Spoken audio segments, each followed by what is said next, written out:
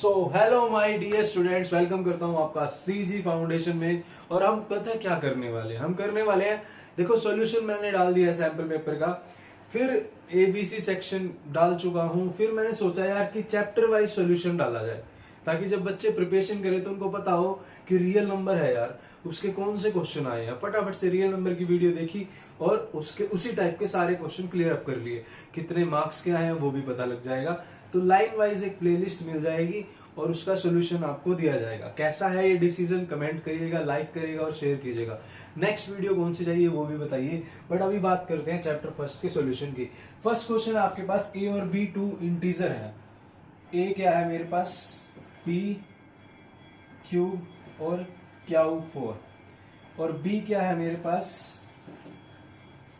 P square और क्याऊ cube. इनका जो HCF दिया हुआ है, HCF दिया हुआ PM और क्याऊ एन, और जो एल्शियम दिया हुआ है वो दिया हुआ है PR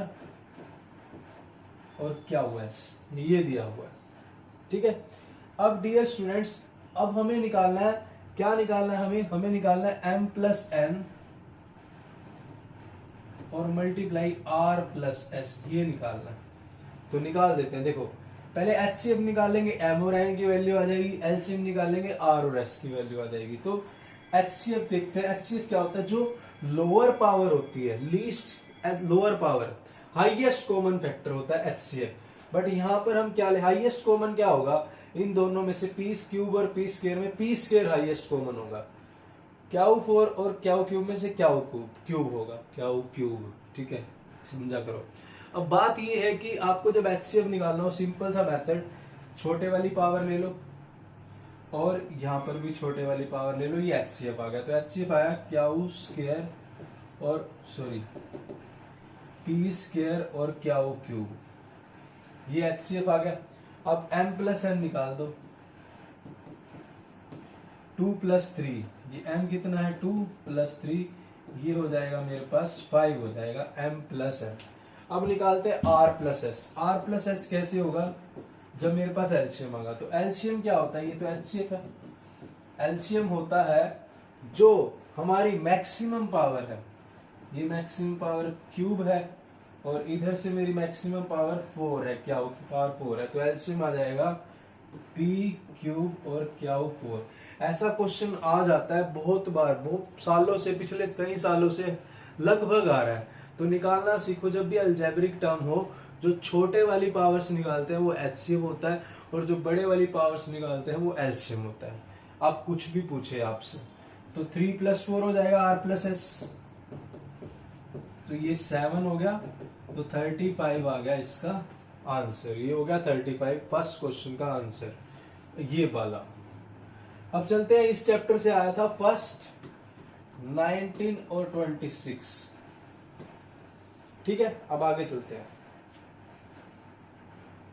19 क्वेश्चन पे।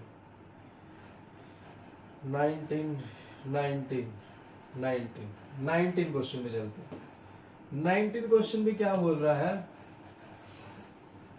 सबसे पहले एक रेड मार्कर लेंगे,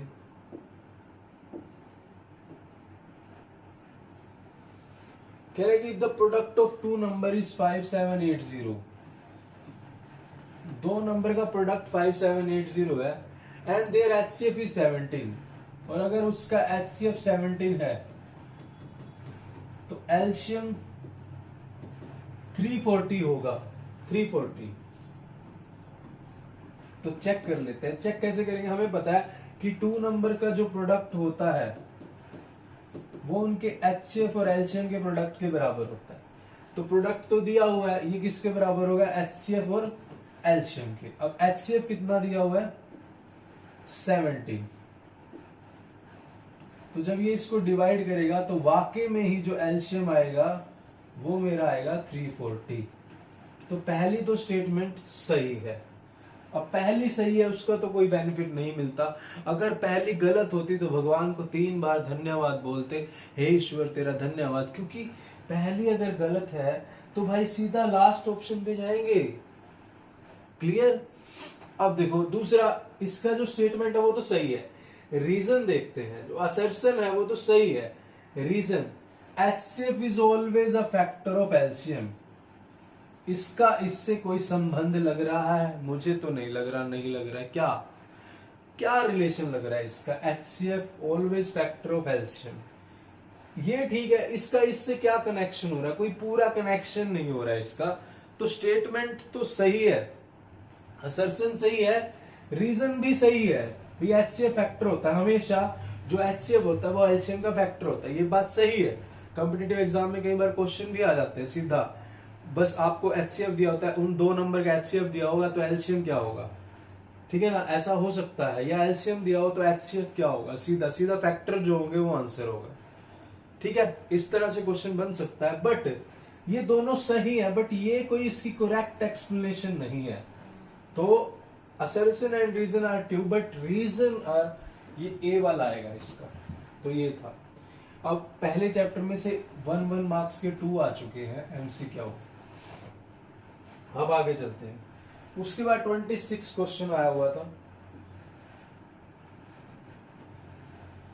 26 पे चलो कंप्यूटर जी, कहाँ पे जा रहे हो?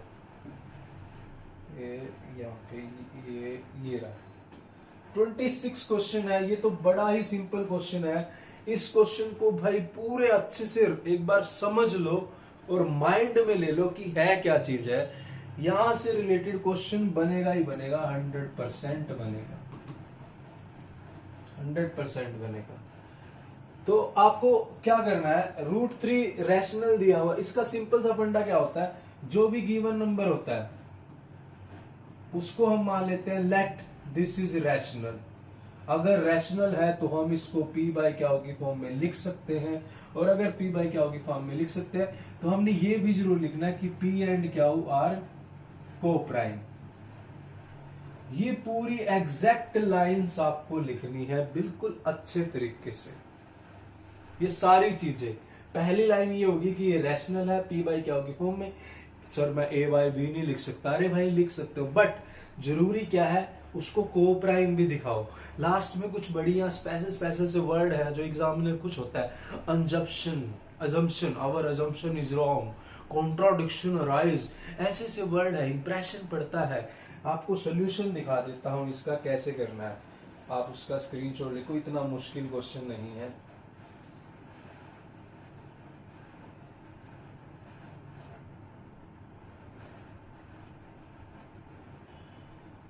इसका ये मेरा कहाँ पड़ा है,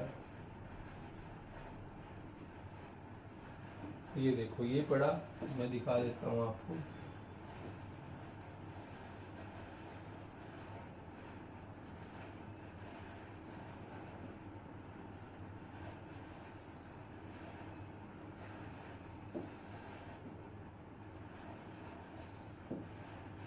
होपफुली आपको समझ आ रहा होगा सारा। सबसे पहले आपको देखो लेट करना है कि let us assume that it rational है। स्केच थोड़ा छोटे वाला ले लेता हूं मैं। उसके बाद देखो इसने P बाई क्या की फॉर्म में लिखा हुआ है और बोला हुआ है कि P एंड क्या हुआ है को प्राइम इंटीजर्स, ये पूरी, और क्या नॉट इक्वल टू 0, ऐसा लिख दो। जो चीज आती है ना आपको उसमें तो मतलब अच्छे से करो, उसमें नंबर मत कटवाओ। देखो ये स्कोरिंग है, बिल्कुल इंप्रेशन डालो एग्जामिनर के ऊपर, ये पूरी बातें लिखो, क्या नॉट इक्वल टू 0। फिर उसके बाद इन्होंने क्या करा, 5 + 2√3 इक्वल टू P बाई क्या, तो √3 को अगर हम यहां रखेंगे तो जैसे 5 + 2√3, थोड़ा छोटा कर लेते हैं भाई, क्यों इतना मोटा हो रहा है, is equal to P by क्या रखा, तो 2√3 को मैं यहां रखता हूं, P बाई क्या माइनस के 5 हो जाएगा, फिर ये 2 डिवाइड में हो जाएगा, तो √3 की वैल्यू जो एलसीएम लेके ये आएगी,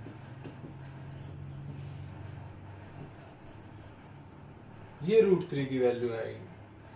तो √3, अब ये जो वैल्यू है, मेरी बात सुनो, ये भी रैशनल है, ये भी रैशनल है। रैशनल में से जब रैशनल माइनस करते हैं तो रैशनल ही आता है।